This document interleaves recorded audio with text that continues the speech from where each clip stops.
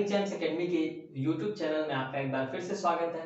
मैं मनमोहन सिंह आपको केमिस्ट्री पढ़ा रहा था और हम अपने केमिस्ट्री के चैप्टर 1 सॉलिड स्टेट के लेक्चर नंबर 6 में हैं, जहां पे हमें पढ़नी है कि पैकिंग इन 3 डायमेंशनल कैसे है। हमने लास्ट टर्म पे पैकिंग इन 2D और पैकिंग इन 1D जो है कंप्लीट कर लिया था और हम वहीं पे से मैंने कुछ आइडिया बताया था आपको कि पैकिंग इन 3D कैसे होती है। मैंने आपको बताया था वहां पे, वहीं पे बताया था मैंने कि आपकी जो 3D पैकिंग है वो 2D पैकिंग से ही इंस्पायर्ड होकर बनने वाली है। यानी कि 2D पैकिंग पे, जो कि 2D पैकिंग दो तरह की थी हमारी, स्क्वायर क्लोज पैकिंग और हेक्सागोनल क्लोज पैकिंग।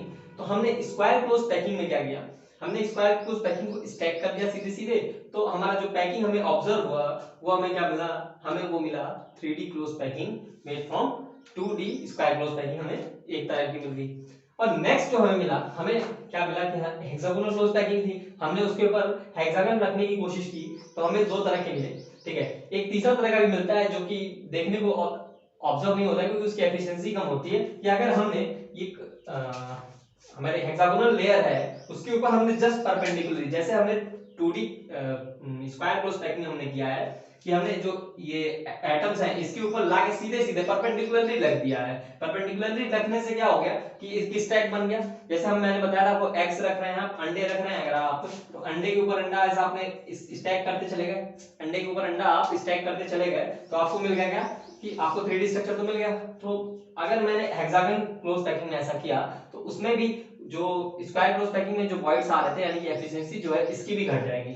एफिशिएंसी घट जाने की वजह से हम उसकी बात नहीं कर रहे हैं, यानी कि वो पैकिंग हमें ऑब्जर्व भी नहीं होती है। तो हेक्सागोनल क्लोज पैकिंग हमने क्या किया, दो तरह से हमने पढ़नी है कि एक हेक्सागोनल क्लोज पैकिंग आपको जो एससीपी ऑब्जर्व होने वाली है हेक्सागोनल लेयर से, हेक्सागोनल 2D लेयर से हमें एक ऑब्जर्व होने वाला है hexagonal close packing in 3 dimension और एक cubic close packing in 3 dimension हमें मिलने वाला है।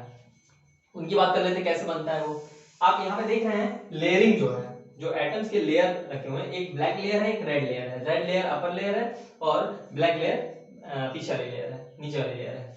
अब क्या है कि इसमें आप देख सकते हैं कि हेक्सागन तो है ही, यानी कि ये जो दोनों तरह की पैकिंग आप देख सकते हैं कि एक एटम 6 एटम से कनेक्टेड है और आप अगर ज्वाइन करेंगे उनके सेंटर्स को तो आपको क्या मिलेगा, आपको एक हेक्सागन जो है आपको मिल जाएगा। ठीक है, तो उसमें तो कोई दिक्कत नहीं है कि आपको ये हेक्सागोनल पैकिंग दिख रहा है। अब इससे हम एचसीपी और सीसीपी कैसे निकालेंगे ये डिसाइड करती है मेरी थर्ड लेयर। थर्ड लेयर कैसे डिसाइड करती है, अगर मेरी जो थर्ड लेयर है, जो थर्ड लेयर मेरी आने वाली है, अगर एज सच जो कि फर्स्ट लेयर है, जो कि ब्लैक वाली लेयर जिसको मैं ए कहूं और जो कि रेड वाली लेयर है जिसको मैं बी वाला कहूं, तो ए वाली लेयर जो है के सिमिलर नेक्स्ट लेयर आके इसके ऊपर अगर टिका दें हम, यानी आगे इसके ऊपर रख दें, तो हमारी जो पैकिंग ऑब्जर्व होती है उसको बोलते हैं हेक्सागोनल क्लोज पैकिंग। क्यों हेक्सागोनल क्लोज पैकिंग कहते हैं उसको भी मैं अभी दिखाता हूं। और क्यूबिक क्लोज पैकिंग के लिए क्या करना है कि क्यूबिक क्लोज पैकिंग के लिए हमको जो थर्ड लेयर है, जो कि मेरी थर्ड लेयर है, उसको हमें कहां रखना है, उस थर्ड लेयर को हमें रखना है उन बॉइड्स के ऊपर, या मैं कहूं कि उन एटम्स के ऊपर जहां पे या का अपवर्ड तो है, यहां पे रखना, मतलब इन अपवर्ड वाले लेयर्स में अगर हम रखेंगे तो हम उनको कहेंगे कि वो वहां पे जो ऑब्जर्व हो रहा है, जैसे यहां पे मैंने बनाया, ठीक है, यहां पे ऐसे मैंने बनाया और इसके ऊपर इनके कांटेक्ट कर दिया, तो ये जो लेयरिंग बन रही है उसमें 3 डायमेंशन में थोड़ा सा बनाने में दिक्कत हो रहा है। ठीक है, मैं अभी आपको बनाता हूं अलग से। ठीक है, तो आप एससीपी समझ गए होंगे। एससीपी की अगर ए लेयर है जैसे आपकी, सीधी सी बात है,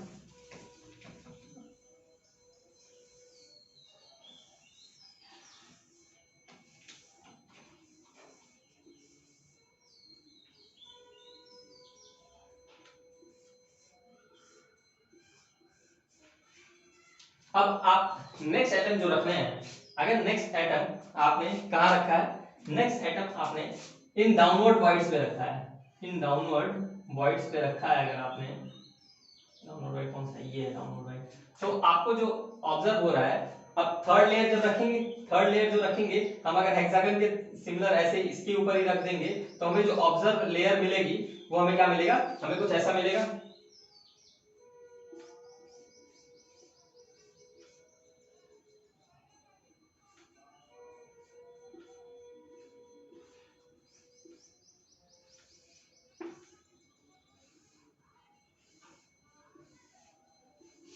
हमें ये रही मेरी फर्स्ट लेयर के एटम्स, ये सारे मैं एटम छोटे छोटे बना रहा हूं ताकि आप देख सकें। ये एटम्स रहेंगे, और जो ये बीच वाला जो 3 एटम है वो कहाँ का रहेगा, वो यहाँ यहाँ और यहाँ, वो ऐसे रहेगा।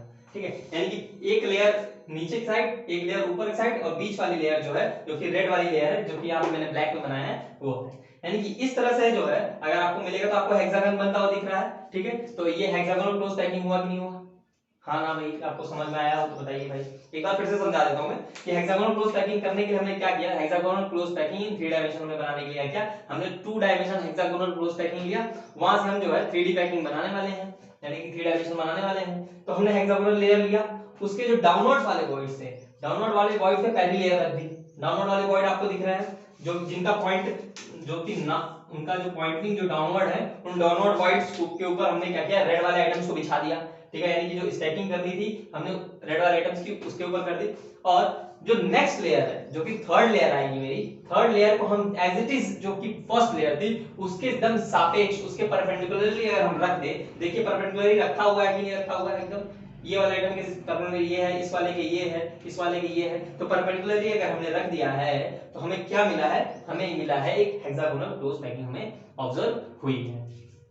अब हमें ये सोचना है कि क्यूबिक क्लोज पैकिंग कैसे हो सकती है। क्यूबिक क्लोज पैकिंग के लिए हम क्या करते हैं कि मैंने कहा कि थर्ड लेयर, आपको ये वाली फिगर थोड़ी नहीं समझ आएगी क्योंकि 3 डायमेंशनल है तो आपको ये नहीं समझ आएगा, लेकिन आपको इससे क्लियरली विजुअलाइज होता है कि थर्ड लेयर अगर फर्स्ट लेयर के सिमिलर है तो हमें क्या मिल रहा है, हमें हेक्सागोनल क्लोज पैकिंग हमें ऑब्जर्व हो रही है।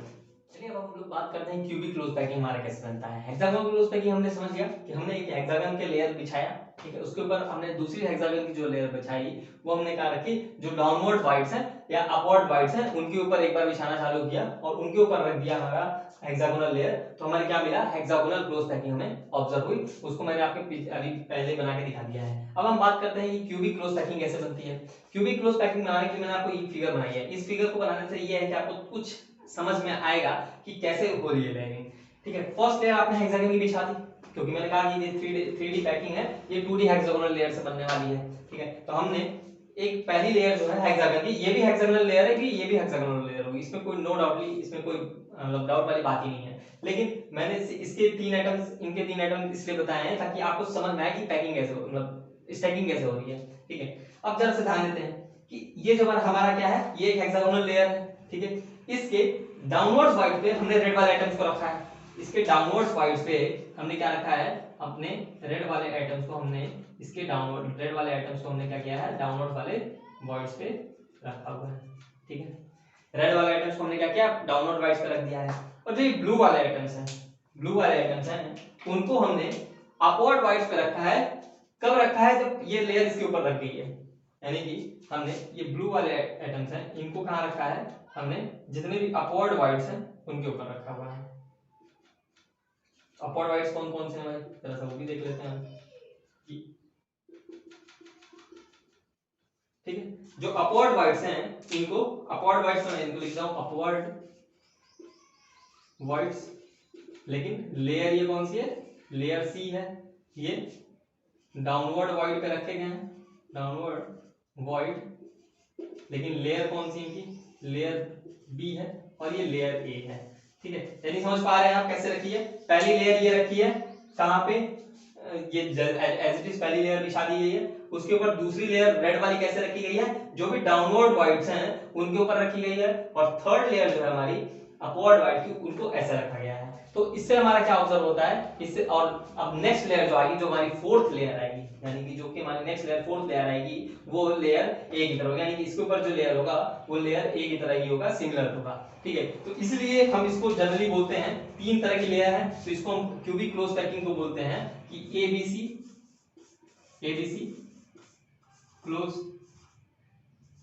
पैकिंग। और इसमें मैंने बताया था आपको हेक्सागोनल वाले में कि एक लेयर, इसके बाद नेक्स्ट लेयर जो है वापस से पहली वाली लेयर की तरफ, तो हेक्सागोनल वाले को बोलते हैं एबी टाइप पैकिंग। मैं होप करता हूं कि आपको समझ में आ गई बात कि कैसे हमने लेयरिंग की है। अगर आपको नहीं समझ आया तो आप जरा सा 3 डायमेंशन में विजुअलाइज करने की कोशिश करिए, आप वीडियो को वापस से देखिए कि आपको समझ में आ जाएगा कि कैसे हम लेयरिंग कर रहे हैं। सारा खेल जो है लेयरिंग का है, और आपको थोड़ा सा 3 डायमेंशन में ऑब्जर्व करना पड़ेगा, तब आपको चीजें जो है अच्छे से क्लियर होंगी। ठीक है, तो हमने पढ़ लिया कि कैसे हम क्यूबिक क्लोज पैकिंग कर रहे थे। क्यूबिक क्लोज पैकिंग करने के लिए हमने क्या किया, क्यूबिक क्लोज पैकिंग करने के लिए हमने पहले लेयर हेक्सागोनल की बिछाई, दूसरी लेयर हेक्सागोनल वाली जो थी हमने उसको डाउनवर्ड बाइट्स पे बैठाया और थर्ड लेयर को हमने अपवर्ड बाइट्स पे बैठा दिया। ठीक है, थर्ड लेयर को अपवर्ड बाइट जो कि पहले लेयर की अपवर्ड बाइट्स थी उन पे बैठाया, यानी कि फर्स्ट सेकंड थर्ड लेयरिंग जो है करने से थर्ड लेयर डिफरेंट था आपके हेक्सागोनल से। फर्स्ट और सेकंड लेयर जो है वो आपकी हेक्सागोनल क्लोज पैकिंग से सेम थी, थर्ड लेयर डिफरेंट होने से एक नया स्ट्रक्चर हमें मिला जो कि जिसको हम बोलते हैं क्यूबिक क्लोज पैकिंग बोलते हैं। और हेक्सागोनल क्लोज पैकिंग के लिए क्या था कि आपने first layer as it is बिछाई, सेकंड लेयर आपने वॉइड्स पे डाउनवर्ड्स वाइड या अपवर्ड वाइड किसी भी बिछा सकते हैं, और थर्ड लेयर जो है हमने वापस से हमने लेयर ए की तरह बिछा दी। तो हमें क्या मिला, हमें जो मिला वो हमें मिला आपका क्यूबिक क्लोज, एक हेक्सागोनल क्लोज पैकिंग मिला और एक क्यूबिक क्लोज पैकिंग हमें वापस से ऑब्जर्व हुआ। नेक्स्ट बात करते हैं हम लोग पैकिंग की, पैकिंग एफिशिएंसी की। पैकिंग एफिशिएंसी जानने से पहले जरा हम जान लेते हैं पैकिंग क्या होती है। सपोज हम लोग कहीं घूमने गए, ठीक है, घूमने गए इन द सेंस चलिए आपको कहाँ ले चलें, हिमाचल ले चलते हैं। ठीक है, अब गर्मी का मौसम तो है ही, ठीक है, तो हिमाचल जाएंगे घूमने तो कपड़े रखेंगे, है कि नहीं, तो कपड़े रखेंगे तो कपड़े रखने के मान लीजिए हमने एक सूटकेस लिया, ठीक है, ये मेरा सूटकेस है, मेरा सूटकेस ऐसे ही होता है, ठीक है, तो हमने इस सूटकेस को लिया, अब इसके अंदर हम अपने सामान रखना चालू करेंगे, ठीक है, कपड़े रखेंगे और बॉटल्स रखेंगे, जो भी क्या कहते हैं ब्रश वगैरह ये सब जो भी चीजें रखेंगे, ठीक है। अब मान लीजिए हमने सामान रखा, मेरी इतनी जगह बच गई, सपोज इतनी जगह बच गई, लेकिन अगर हम बात करें एफिशिएंसी की तो ये मेरा टोटल वॉल्यूम है, ठीक है, और हमने इतने वॉल्यूम को रखा हुआ है, इतना खाली जगह छोड़ा हुआ है, ठीक है। तो अगर हम एफिशिएंसी की बात करेंगे, एफिशिएंसी मतलब कि कितना एफिशिएंटली हमने रखा है, तो मैं ये कहूंगा कि मेरे जो कपड़े का टोटल वॉल्यूम है, यानी कि total volume of clothes, total volume of clothes upon अगर टोटल वॉल्यूम ऑफ सूटकेस करूं तो हमें क्या मिलेगा, फ्रैक्शन मिल जाएगा, हमें क्या मिलेगा, फ्रैक्शन मिलेगा, कितना मतलब इस वॉल्यूम का टोटल पोर्शन हमने कितना कवर किया हुआ है, ठीक है। अब कितना पोर्शन जो है हमने पैक किया हुआ, मतलब भरा हुआ है और कितना पोर्शन खाली है, तो वही मेरा पैकिंग एफिशिएंसी हो जाएगा कि मैंने कितना एफिशिएंटली पैक किया है। कई बार क्या होता है, कई लोग ज्यादा सामान भरते हैं, उनका एक बक्से में आटा मतलब पूरा आता नहीं है, तो यानी कि उन्होंने एफिशिएंट तरीके से नहीं रखा होगा तो मे भी नहीं आता होगा, ठीक है। कुछ लोग उसी में होते हैं कि उतना ही कपड़े को वो एक ही में हटा लेते हैं, ठीक है, यानी कि उनकी एफिशिएंसी अच्छी है। एफिशिएंसी अच्छी होने का मतलब क्या होगा, एफिशिएंसी अच्छी होने का मतलब क्या है कि आपने उतने ही वॉल्यूम में, ठीक है, आपने ज्यादा कुछ पैक कर दिया, ठीक है, ज्यादा वॉल्यूम आपने कवर कर लिया, आपने जब पैक करने गए तो आपने ज्यादा वॉल्यूम कवर किया और गैप जो था वो कम से कम छोड़ा, तो पैकिंग एफिशिएंसी भी इसी तरह से निकलेगी। मान लेते हैं मेरा ये unit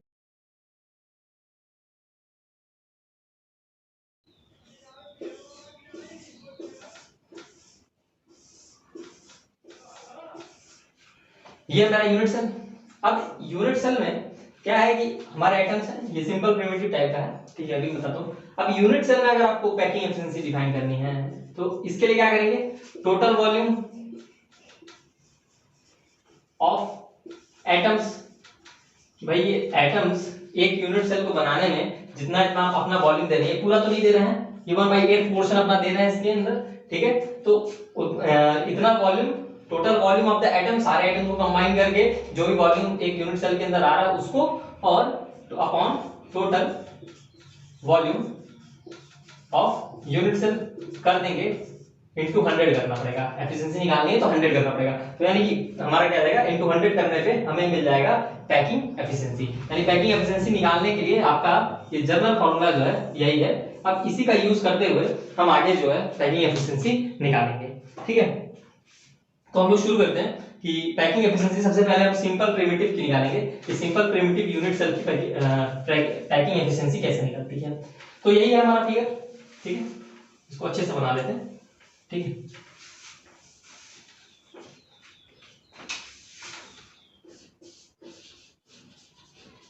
packing efficiency of simple, ये जो है आपका एक इंपॉर्टेंट पोर्शन भी है क्योंकि ये कई बार डेरिवेशन की फॉर्म में आ जाता है, सिंपल प्रिमिटिव यूनिट सेल। तो इसको निकालेंगे कैसे, इसको निकालने के लिए चलिए हम लोग चलते हैं कैसे निकालेंगे। पहले हम फिगर ड्रॉ कर लेते हैं, फिगर ड्रॉ कर लेते हैं।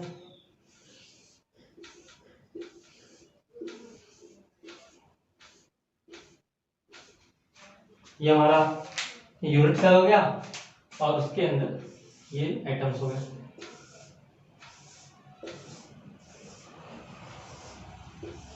ये हमारे एटम्स हो गए।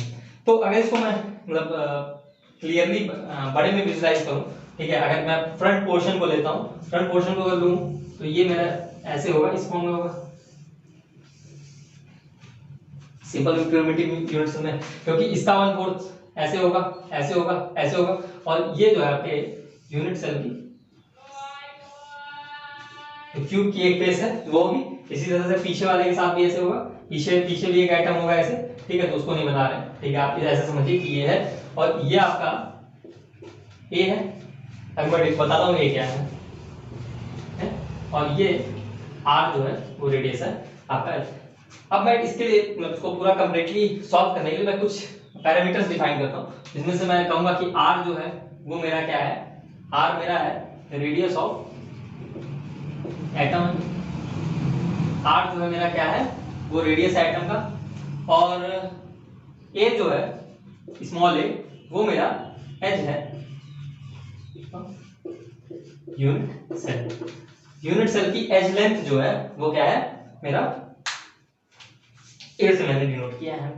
अब मैंने कहा कि भाई आपको पैकिंग एफिशिएंसी निकालनी है, तो पैकिंग एफिशिएंसी मतलब क्या, पैकिंग एफिशिएंसी मतलब आप टोटल वॉल्यूम ऑफ एटम, ठीक है, एटम ने कितना वॉल्यूम कवर किया है upon total volume of unit cell. तो पहले हम यूनिट सेल के वॉल्यूम निकाल लेते हैं, क्योंकि यूनिट सेल एक क्यूब है, तो यानी कि वॉल्यूम ऑफ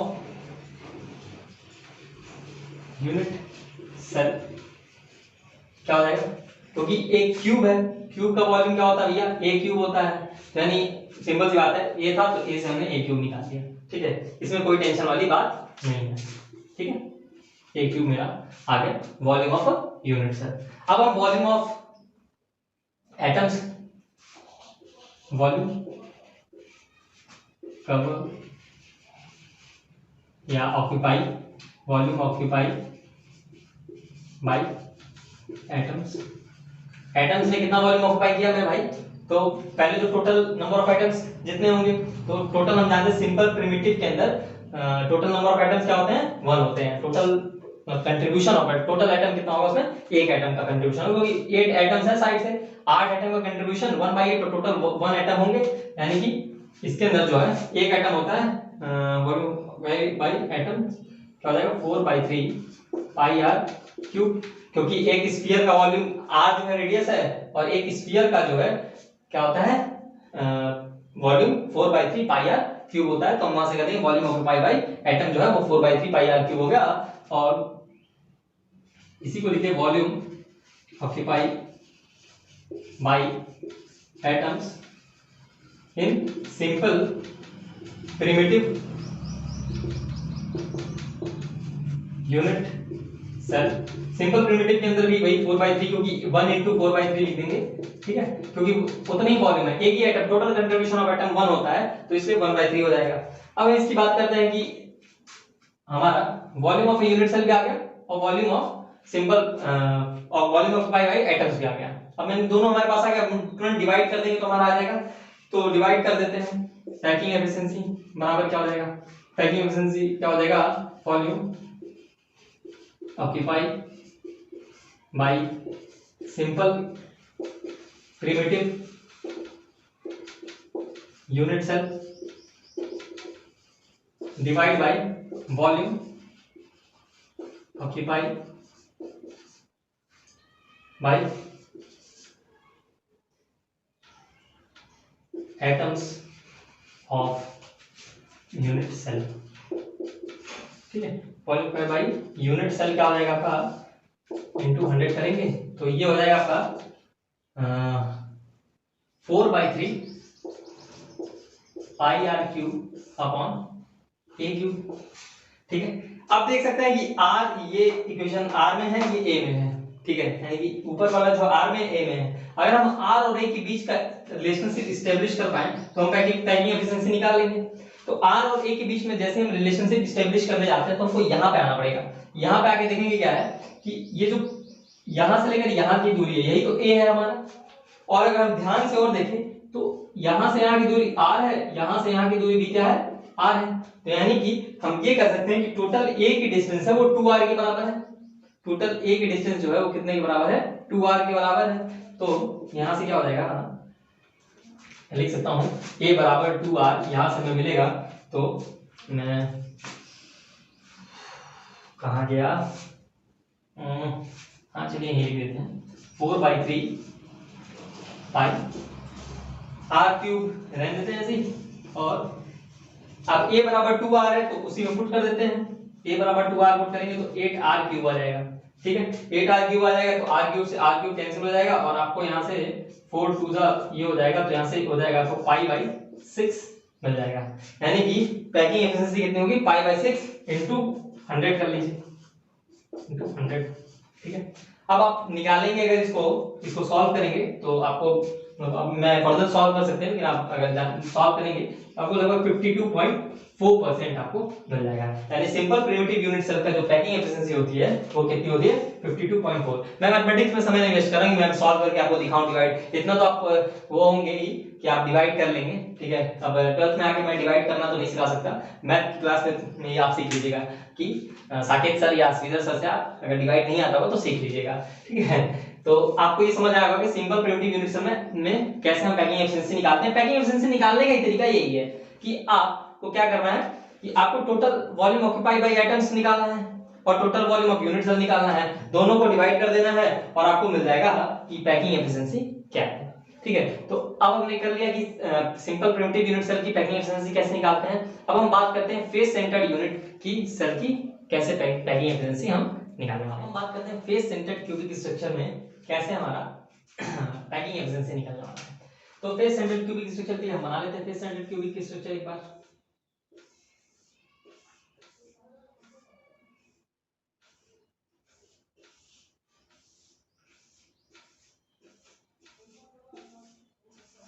ये है हमारा अभी सिंपल प्रिमिटिव, इनके फेसेस पे मैं एक एक आइटम रख दूंगा हमारा।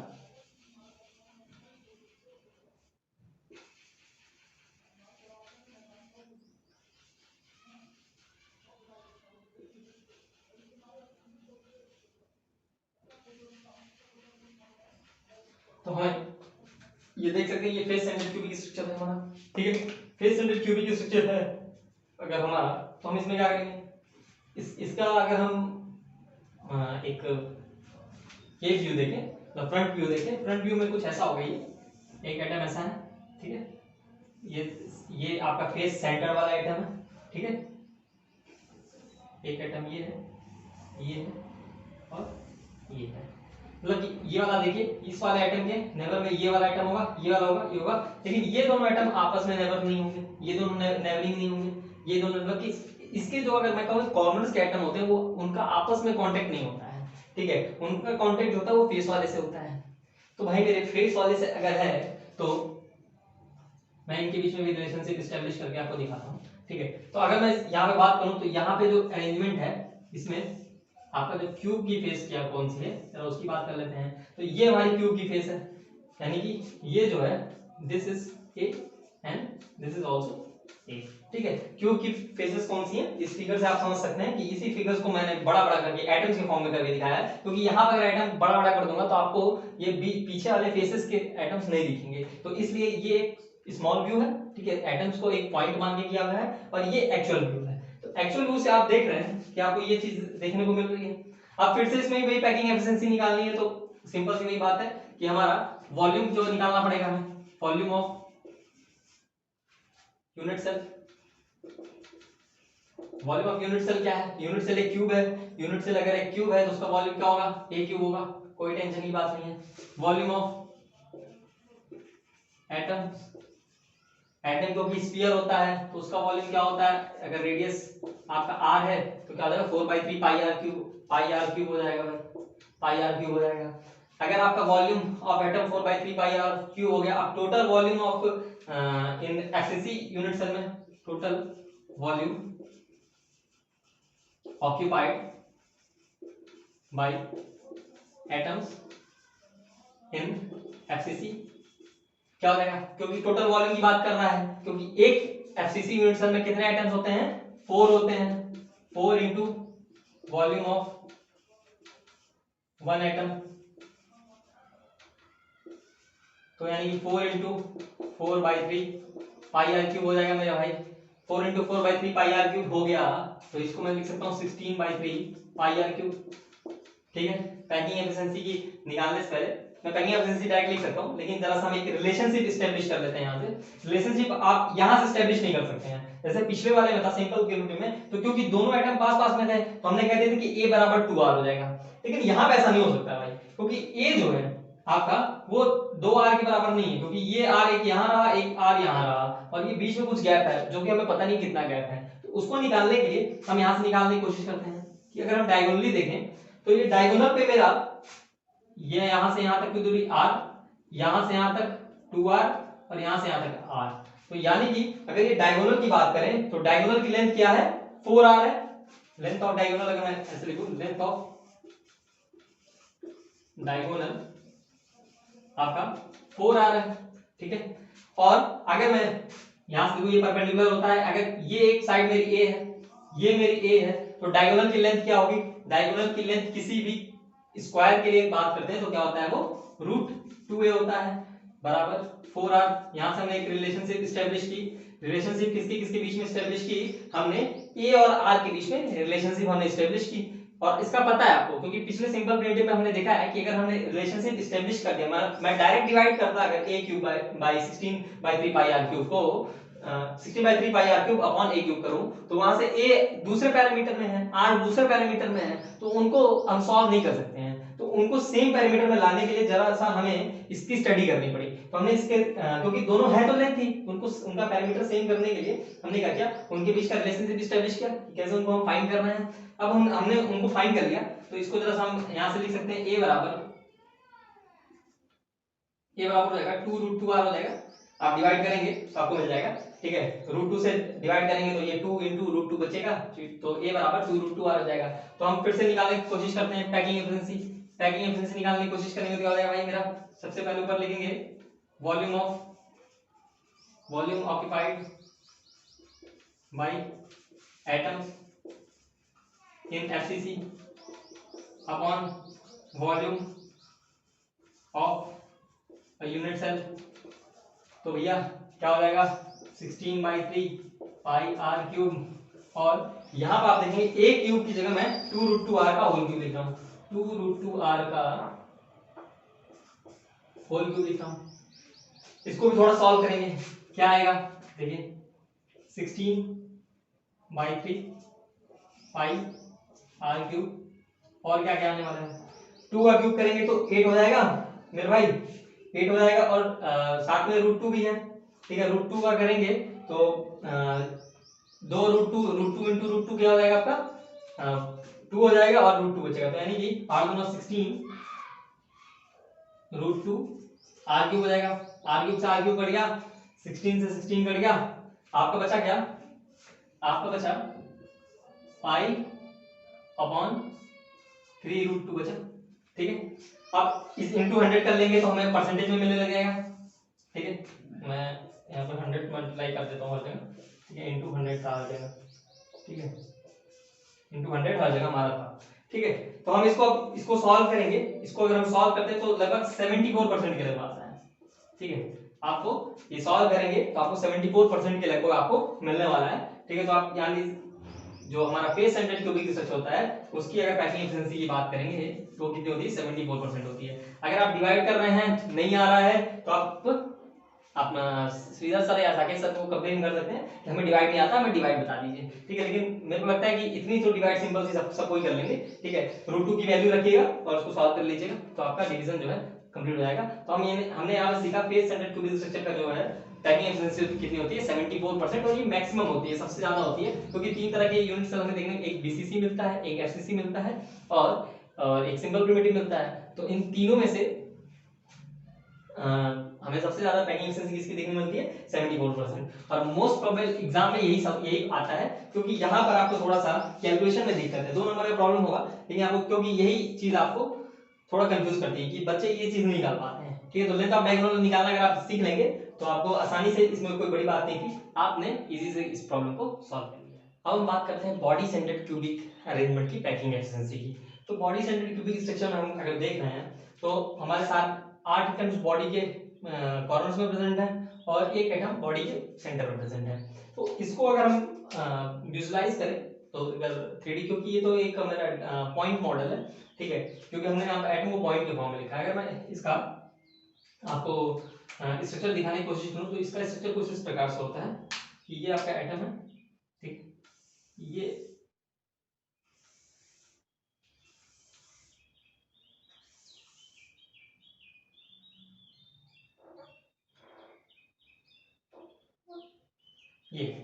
ये इस प्रकार से कि यहाँ पर जो एटम्स हैं ये सारे इस बॉडी वाले एटम के कांटेक्ट में तो हैं, लेकिन ये आपस में खुद की कांटेक्ट में नहीं है।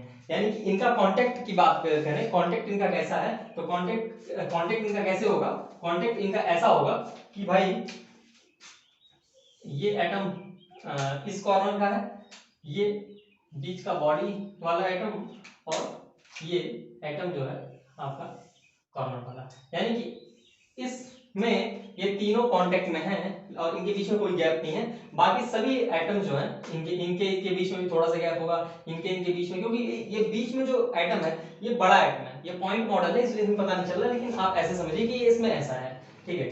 तो अगर यहाँ से हम यहाँ के बीच की दूरी की बात करें, यानी कि इस सेंटर से इस सेंटर के बीच की दूरी की बात करें तो कितनी हो जाएगी, ये एक r रेडियस, ये 2r और ये r, तो यानी कि ये टोटल कितने के 4r के बराबर हो जाएगी, ठीक है।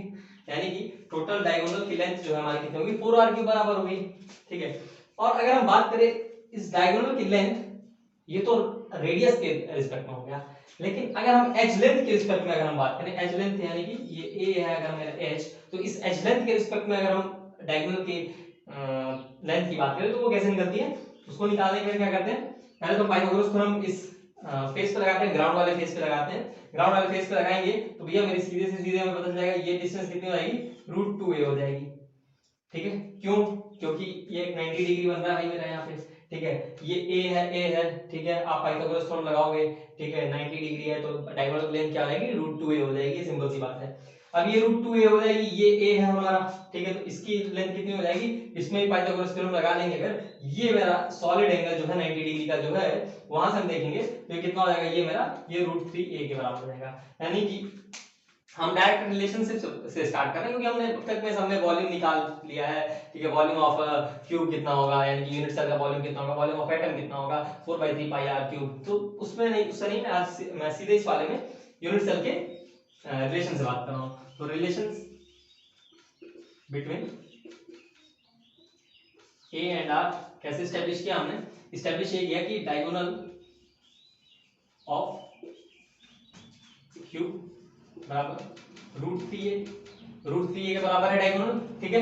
और अगर हम इसको इस फॉर्म में देखिए, रेडियस के फॉर्म में देखें तो यही किसके बराबर है, 4r के बराबर है, 4r बराबर √3a हो जाएगा, तो a बराबर क्या हो जाएगा, 4/√3a हो जाएगा, 4/√3r हो जाएगा, ठीक है। अब इसी का यूज हम कर लेते हैं अपने पैकिंग एफिशिएंसी वाले फॉर्मूला में। पैकिंग एफिशिएंसी बराबर क्या हो जाएगा मेरा, पैकिंग एफिशिएंसी बराबर क्या था, वॉल्यूम occupied by atoms